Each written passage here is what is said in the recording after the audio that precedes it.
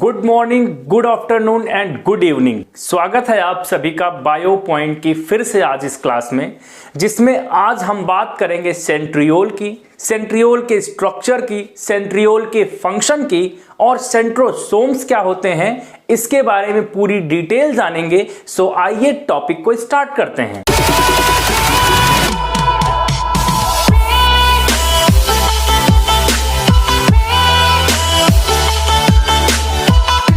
Centrioles are discovered by Theodor Boveri and von Beneden. इन्होंने क्या किया था? डिस्कवर किया था। इसका नेम थियोडर बावेरी ने दिया था सेंट्रियोल। सेंट्रोसोम्स की डिस्कवरी की भी बात करें तो उसके भी डिस्कवरर जो है वॉन बेनेडेन है एंड नेम थियोडर बावेरी ने दिया।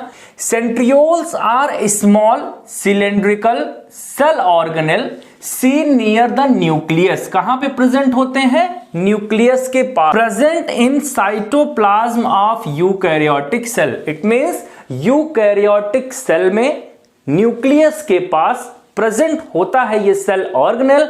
और फंक्शन आप जानते हैं कि सेल डिवीजन में हेल्प करता है। तो हम लोग इसके स्ट्रक्चर को जानेंगे, स्पिंडल का फॉर्मेशन ये कैसे करता है आगे वीडियोस में। It develops spindle fibre during cell division.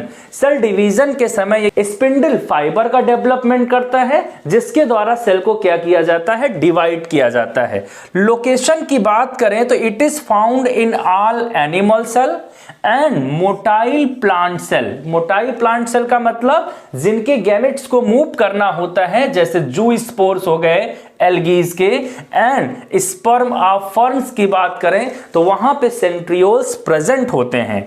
अब बहुत अच्छे से आपको समझना है यहां पे दो तीन टर्म जो आपको बहुत कंफ्यूज करते हैं। It is commonly occurs in a pair known as diplosome. It means ये पेयर में हमेशा होते हैं। जैसा कि आप अगर स्ट्रक्चर समझने की कोशिश करें तो इस तरीके से हमेशा ये राइट एंगल पे जो है वो एक दूसरे के प्रेजेंट होते हैं। पेरीट्यूबुलर ऐसे माइक्रोट्यूब्यूल्स के द्वारा ये घिरे होते हैं, तो इसको हम लोग कहते हैं डिप्लोसोम, इनके पेयर्स को। And lie in small mass of specialized distinctly staining cytoplasm known as centrosphere। सेंट्रोस्फीयर को कॉमनली काइनोप्लाज्म एंड साइटोसेंट्रम नाम से भी हम लोग जानते हैं। अब यहां पे देखिए पहला आंसर मैं आपका दे रहा हूं कि सेंट्रोसोम्स क्या है? Centriole and centrosphere. It means जहां पे ये सेंट्रियोल इस तरीके से क्या होंगे? 9+0 के अरेंजमेंट में प्रेजेंट होंगे, एक दूसरे के राइट एंगल में होंगे और हमेशा पेयर में होंगे। तो इस तरीके से अगर हम लोग देखें तो सेंट्रियोल एंड सेंट्रोस्फीयर मिल करके क्या बनाते हैं? एक स्ट्रक्चर बनाते हैं जिसको हम लोग सेंट्रोसोम कहते हैं। स्ट्रक्चर की बात करें तो centrioles are about 0.3 to 0.5 μm long and 0.15 म्यूएम थिक होते हैं। ये माइक्रोट्यूब्यूल ट्रिपलेट्स के बने होते हैं। यहां पे 9 माइक्रोट्यूब्यूल ट्रिपलेट्स देखने को मिलते हैं। Microtubules are present in 9+0 pattern और ये आपस में लिंक्ड होते हैं। अगर इनके स्ट्रक्चर को हम लोग समझें, ये ट्रिपलेट का फॉर्मेशन करते हैं और 9+0 के अरेंजमेंट में प्रेजेंट होते हैं। ए, बी एंड सी माइक्रोट्यूब्यूल्स के नाम से क्रमशः इनको हम लोग जानते हैं। 13, 10 एंड 10 प्रोटोफिलामेंट के बने होते हैं। किसके बने होते हैं? प्रोटोफिलामेंट के बने होते हैं। यहां पे हम लोग अगर इनको देखें तो यहां पे क्रमशः प्रोटोफिलामेंट 1, 2, 3, 4, 5, 6, 7, 8, 9 एंड 10 इस तरीके से 1, 2, 3, 4, 5, 6, 7, 8, 9, 10, 11, 12 एंड 13 प्रोटोफिलामेंट्स के बने होते हैं।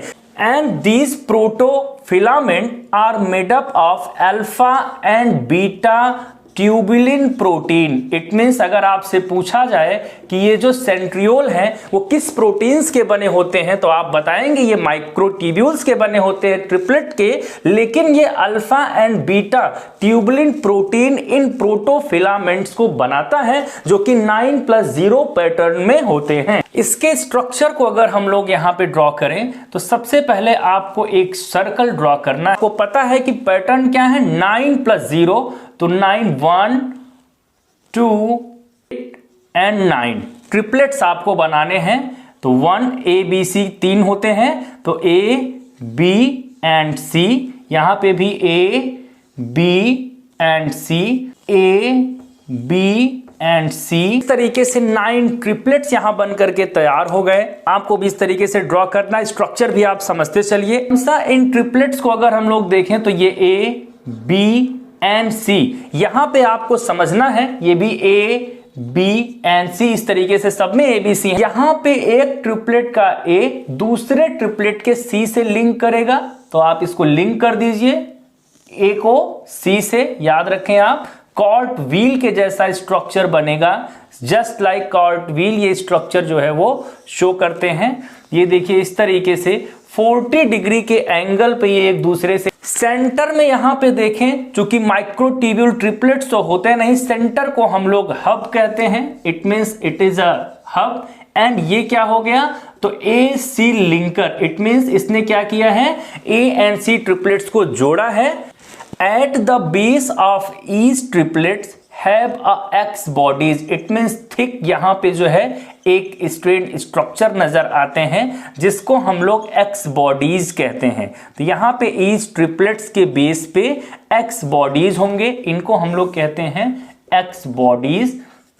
And in the centre of each X bodies have a Y bodies, यहां पे क्या प्रेजेंट होंगे, थिक वाई बॉडीज प्रेजेंट होते हैं। तो ये हो गए वाई बॉडीज। तो each triplets with their x body जो इसके बेस पे प्रेजेंट है वो किससे जुड़े होंगे, हब से जुड़े होंगे, और जिस स्ट्रक्चर से जुड़ते हैं उसको हम लोग कहते हैं रेडियल स्पोक्स। इट मींस यहां पे 9 इस तरीके से रेडियल स्पोक्स प्रेजेंट होंगे, इनको हम लोग कहते हैं रेडियल स्पोक्स, जो उनको क्या करता है, जोड़ता है। Each X bodies are also linked by Y bodies, it means यहां पे सभी एक्स बॉडीज वाई बॉडीज के द्वारा क्या होंगे, आपस में जुड़े होंगे। तो यहां पे समझे तो ईच ट्रिपलेट्स के बेस पे थिकेनिंग प्रेजेंट होती है जिसको फूट कहते हैं। केमिकल कंपोजिशन की बात करें तो tubulin protein and some lipids का बना होता है। It is rich in ATPase enzyme, याद रखिएगा कंपटीशन में बहुत पूछा जाता है।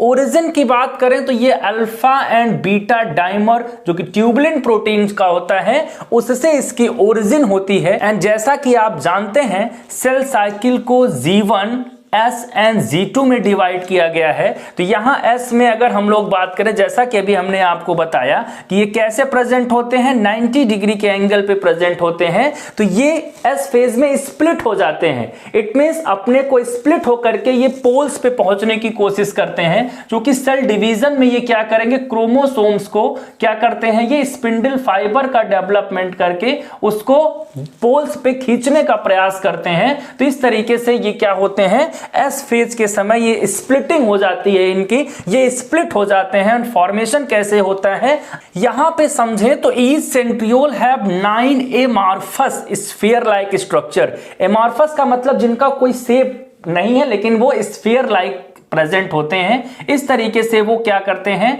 माइक्रोट्यूब्यूल ट्रिपलेट्स को कवर किए रहते हैं, जिनको हम लोग पेरीसेंट्रियोलर सैटेलाइट्स कहते हैं और मैज्यूल्स कहते हैं।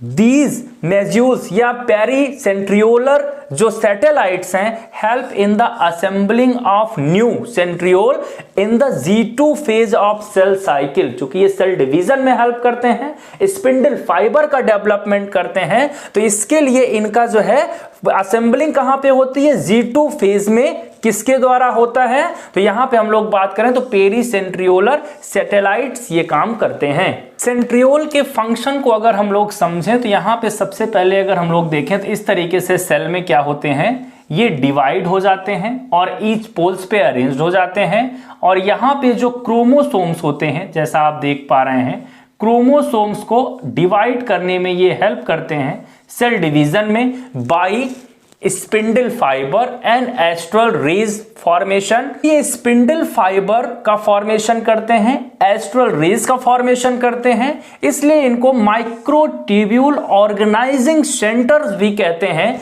जिसको शॉर्ट फॉर्म में MTOCs कहते हैं। बहुत पूछा जाता है कंपटीशन में। यहां इसके फंक्शन को समझें तो इस तरीके से ये क्या डेवलप करता है, स्पिंडल फाइबर का डेवलपमेंट करता है। एंड इस तरीके से वो क्या करते हैं, इसको ईच पोल्स पे क्रोमो क्रोमोसोम्स को खींचने का प्रयास करते हैं, इसको डिवीजन करने में हेल्प करते हैं। यहां पे एस्ट्रल रेज देखें तो सेंट्रियोल के अराउंड, बहुत अच्छे से इसको समझना है, बहुत इसमें कंफ्यूजन रहता है। सेंट्रियोल के अराउंड जो ये इस तरीके से रेजेस का फॉर्मेशन होते हैं, स्मॉल रेजेस, इसको हम लोग कहते हैं एस्ट्रल रेज। इस तरीके से सेंट्रियोल का ये फंक्शन बहुत इंपॉर्टेंट फंक्शन है। And it provide basal bodies which give rise cilia and flagella. ये सीलिया एंड फ्लैजिला को भी प्रोड्यूस करने में हेल्प करता है। तो यहां पे हमने बात की सेंट्रियोल की, सेंट्रियोल के स्ट्रक्चर की, सेंट्रियोल के फंक्शन की, उसके केमिकल कंपोजिशन की एंड स्पिंडल फाइबर की, एस्ट्रल फॉर्मेशन की, कैसे ये हेल्प करता है सेल डिवीजन में। वीडियो कैसा लगा कमेंट करके जरूर बताएं। मिलते हैं नेक्स्ट टॉपिक बेसल बॉडीज के साथ।